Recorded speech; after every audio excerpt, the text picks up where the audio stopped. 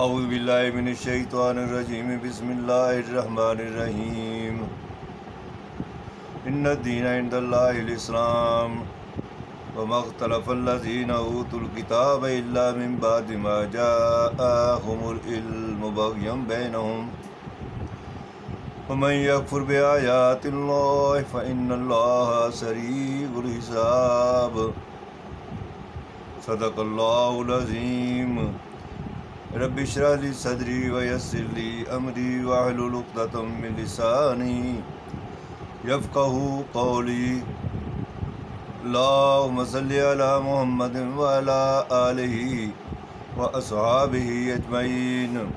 حضرات، ہم پہلے بیان کر چکے ہیں کہ اسلام کے 3 تقاضے ہیں۔ پہلا تقاضا ایمانیات کا پہلے بھی لاگوں میں بیان کیا گیا، اس کی 3 بنیادیں بھی بیان کر دی گئیں کہ ایمانیات کی 3 بنیادیں ہیں، جس میں توحید ہے، رسالت ہے اور آخرت کا ذکر ہے۔ اب اسلام کا دوسرا تقاضا جو ہے وہ بیان کیا جا رہا ہے۔ وہ اسلام کا تقاضا ہے سلامتی لانا۔ سلامتی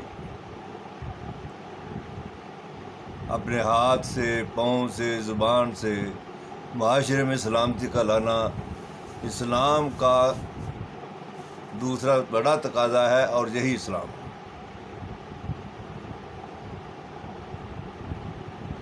ارشاد ربانی ہے، ان الدین عند اللہ الاسلام، بے شک اللہ کے ہاں ایک ہی دین ہے اور اسلام ہے۔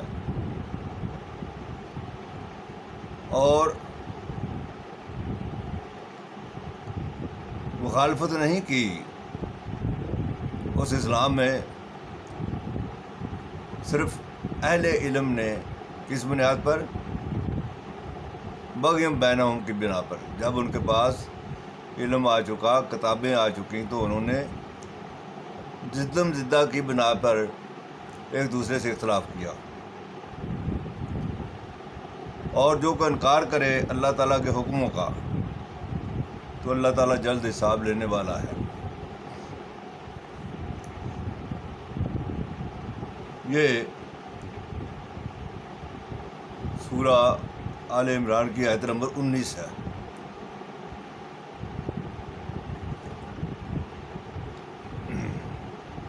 تمام انبیاء اکرام کا، تمام کائنات کا دین ایک ہی ہے، وہ ہے اسلام۔ اسی دین کو پھیلانے کے لیے، سلامتی لانے کے لیے اللہ تبارک تعالیٰ نے کتابیں اتاری، انبیاء اکرام اتارے، اور وہ سلامتی ہی کی طرف بلاتے رہے۔ لیکن ہم زدم زدہ کی وجہ سے اسے مختلف شیڈز پہناتے رہے۔ کبھی ہم نے ہندو مت بنا دیا، کبھی ہم نے یہودیت بنا دیا، کبھی عیسائیت بنا دیا، کبھی دیوبندی اور بریلویت بنا دیا۔ اگر ہم اپنی الہامی کتابوں کا بھی مطالعہ کرتے ہیں، جن کا ہم بہت زیادہ غرہ بھی کرتے ہیں، اور انہی کے اوپر ہی عمل کرتے، تو بھی ہم اسلام سے نہ پھرتے۔ قرآن حکیم کے اسلام کے حوالے سے تو میں نے آپ کے سامنے سورہ آل عمران کی آیت 19 بھی بیان کر دی، اور اس سے قبل ہم بیان کر چکے ہیں کہ تمام انبیاء اکرام، حضرت نوح علیہ السلام ہوں، حضرت آدم علیہ السلام ہوں، حضرت ابراہیم علیہ السلام ہوں، اسماعیل علیہ السلام ہوں، موسیٰ علیہ السلام ہوں، اسحاق علیہ السلام ہوں، تمام انبیاء اکرام اسلام ہی کی دعوت دیتے رہے۔ یہ چیزیں بیان ہو چکی ہیں، قرآن حکیم کے اندر بالکل واضح ہے۔ اور قرآن حکیم پہلی کتابوں کے مضامین کا مہیمن بھی ہے اور پہلی کتابوں کے مضامین کی تصدیق کرنے والا بھی ہے۔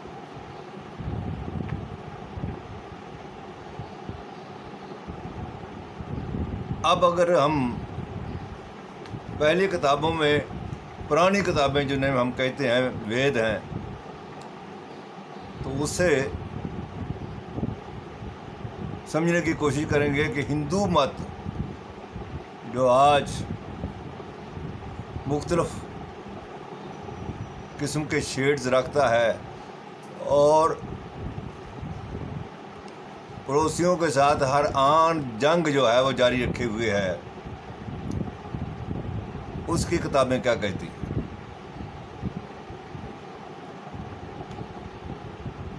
ہندو مت کا دین کیا ہے؟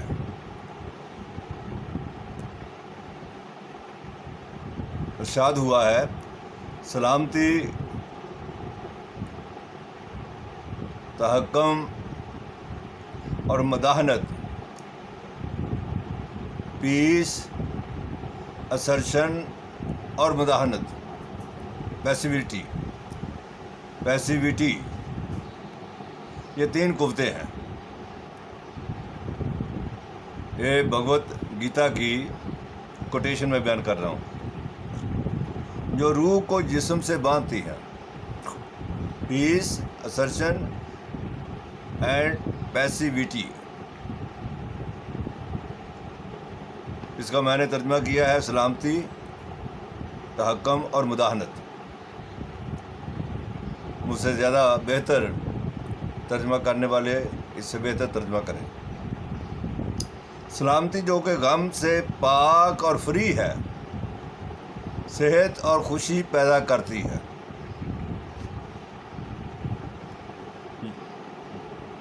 تحکم جذبات اور ایکشن پیدا کرتے ہیں۔ اسرشن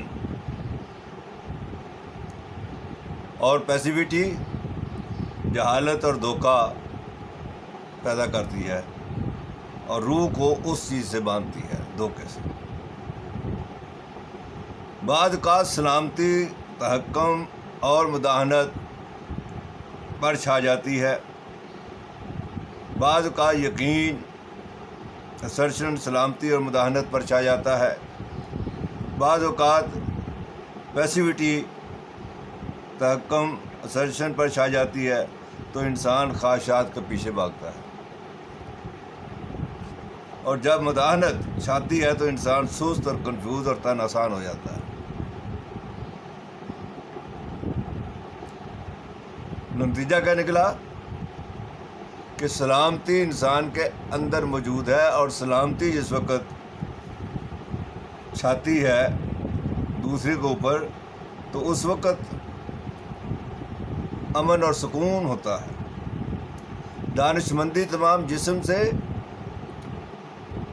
ٹپکتی ہے، تو وہ دانشمندی لانی چاہیے نا۔ آگے بھی فرمایا گیا، جب ہم تفرقہ کے پردوں کو پھاڑتے ہیں تو ہم انسانیت کے اتحاد کو پا لیتے ہیں۔ یہ اپنشد کا قول ہے۔ ہندو مت کے دین کے اندر سلامتی پر کس قدر زور دیا گیا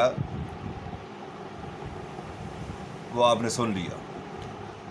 اب آگے ہے یہودیت کا دین سلامتی ہے۔ پادری اور روحانی رہنماؤں میں فرق بیان کیا گیا کہ پادری کیا کرتے ہیں اور روحانی رہنما پیغمبر ان کا کیا۔ یہودی مذہب نے پادریوں سے جو صرف قربانی کی رسومات کی ادائیگی کرتے ہیں، ظاہری رسومات جو ہے وہ ادا کرتے ہیں، اور روحانی رہنما جو اللہ تبارک تعالیٰ سے براہ راست رہنمائی لیتے ہیں، میں واضح فرق رکھا ہے۔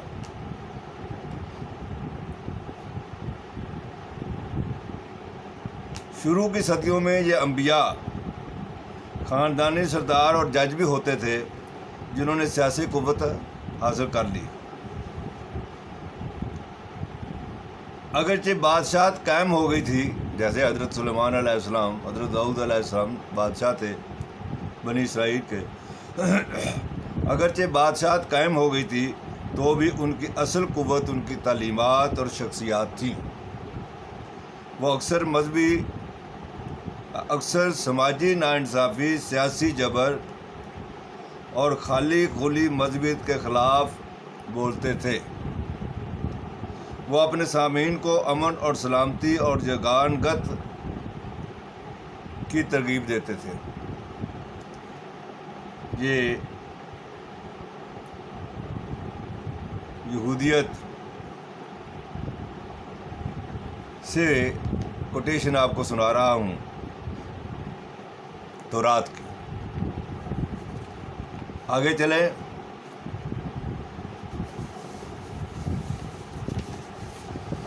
عیسائیت کا مذہب کیا ہے؟ یہ انجیل کی کوٹیشن ہے۔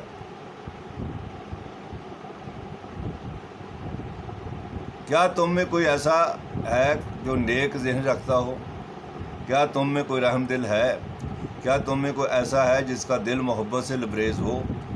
ایسے شخص کو چرس سے کہنے دیجیے، یہ میں ہوں جس نے تمہارے اندر بے چینی، بد نظمی پھیلائی اور انتشار پیدا کیا۔ انبیاء جو ہیں وہ پہلے سے جو دین چلا آ رہا ہوتا ہے اور پادریوں، پنڈتوں اور مولویوں نے بنایا ہوتا ہے، اس کے خلاف اللہ کے دین کو واضح کرتے ہیں تو انتشار پیدا ہوتا ہے، اس کی طرف ذکر ہے۔ میں ان چیزوں کو چھوڑ دیتا ہوں جو میں بیان کرتا ہوں، ان چیزوں کو چھوڑ دیتا ہوں جس سے تمہارے دل اندر انتشار پیدا ہوتا ہے۔ انبیاء کرام کہتے ہیں ہم چھوڑ دیتے ہیں۔ میں وہاں جاؤں گا جہاں تم چاہتے ہو، تمہاری بات بھی مانوں گا۔ میں وہ ہر کام کروں گا جو تم چاہتے ہو۔ میری واحد خواہش ہے کہ تمہارے درمیان سلامتی اور امن ہو، اور جو بھی کوئی یہ کام کرے وہ خدا تعالیٰ کی نگاہ میں قابل عزت ہوگا اور جنت کا شہری ہوگا۔ اب یہ کوٹیشن جو ہیں وہ ساری کی ساری 366 ریڈنگز ہیں، from Christianity, from Judaism, from Hinduism. Bible society نے یہ شائع کی ہیں، ان میں سے سنا رہا ہوں۔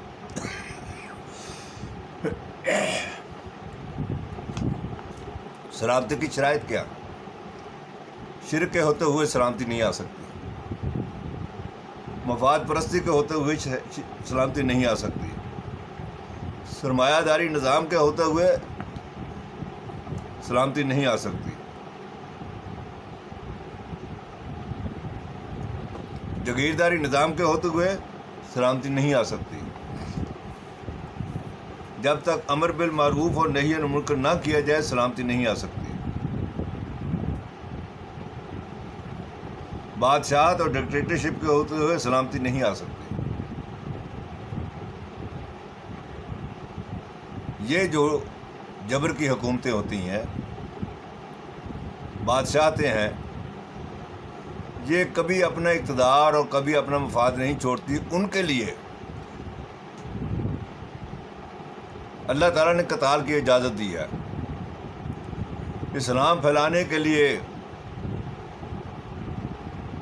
وعظ و تبلیغ کا ہتھیار دیا ہے، کتاب دی ہے، اس کی تعلیم کی بات کی ہے۔ لیکن جہاں مخالفتیں ہوں، لوگ اپنے مفادات چھوڑنے کے لیے تیار نہ ہوں، تو وہاں ہتھیار اٹھانے کی بھی اجازت دی گئی ہے۔ سورہ حج کی آیت نمبر 39 میں ہے، اذن للذین یقاتلون بانہم ظلموا، ہم نے اجازت دے دی ہے جن کے اوپر ظلم کیا جاتا ہے، قتال، جنہیں مارا جاتا ہے، ان کے اوپر اجازت دے دی ہے۔ تو ڈکٹیٹرشپ کے اندر، بادشاہت کے اندر ایک ہی قانون اور ضابطہ ہے کہ ایک شخص ہے جو بادشاہ ہے، اسی کا دین اختیار کیا جائے گا، کوئی دوسرا دین اختیار نہیں کیا جا سکتا۔ اسی کے دنیا کے اندر حقوق ہیں، دوسروں کو کوئی حقوق نہیں ہے۔ ایک گروہ ہے جس کے حقوق ہی حقوق ہیں اور ایک گروہ ہے جس کے فرائض ہی فرائض ہیں. بادشاہ اور اس کا خاندان کے حقوق ہی حقوق ہیں اور باقی رعایا جو ہے وہ غلام ہے، اس کے فرائض ہی فرائض ہیں. حضور اکرم صلی اللہ علیہ وسلم نے اس نظام کو ختم کیا، اس لیے کہ حضور اکرم صلی اللہ علیہ وسلم کے وقت روم میں قیصر کی حکومت تھی، ایران میں کسریٰ کی حکومت تھی، ہندوستان میں شلوکیوں کی حکومت تھی، چائنا میں تاؤں کی حکومت تھی. بادشاہتیں تھیں یہ ساری کی ساری. ان بادشاہتوں کو ختم کرنے کے لیے ہتھیار اٹھانا پڑا، کیونکہ وہ وعد و تبلیغ سے اسلام قبول کرنے کے لیے تیار نہیں تھے. چنانچہ حضور اکرم صلی اللہ علیہ وسلم کو بھی 27 غزوات میں شرکت کرنا پڑی. یہ نظام ختم کر دیا، بادشاہت کا نظام ختم ہوا، تو اب دنیا کس طریقے پر کس نظام سے چلے، اس کے لیے بھی قرآن حکیم نے، حضور اکرم صلی اللہ علیہ وسلم نے اس پر عمل کر کے دکھایا. 2 نکاتی پروگرام دیا. ایک تقوی کا معنی ہے باصلاحیت ہونا. قرآن حکیم کے اندر تقوی 259 دفعہ آیا ہے. ان تمام مقامات سے جو بات نکھر کر کے آتی ہے اس میں تقوی جو ہے وہ باصلاحیت ہے، اور باصلاحیت صرف وہی ہو سکتا ہے جو نیک ہو، رحم دل ہو، انسانیت سے محبت کرنے والا ہو، اللہ تبارک تعالیٰ کی توحید پر عمل کرنے والا ہو. اور دوسرا کیا نکتہ دیا؟ امرہم شورا بینہم. تمہارے معاملات اب ڈکٹیٹرشپ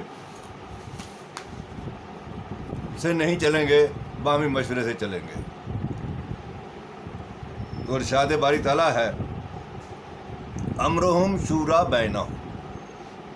یہ سورہ شورا کی آیت 36 کا ٹکڑا بیان کیا. ان کے معاملات باہمی مشورے سے چلیں گے،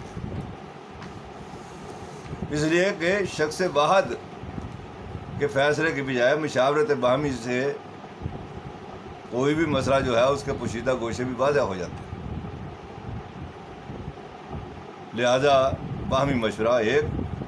اور سورہ حجرات کی آیت نمبر 13 میں فرمایا ان اکرمکم عند اللہ اتقاکم.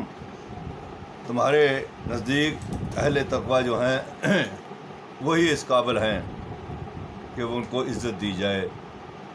تو یہ دوسرا نظام ہے، جو دو نکاتی ہے اس پر عمل ہونا چاہیے. وآخر دعوانا ان الحمد للہ رب العالمین.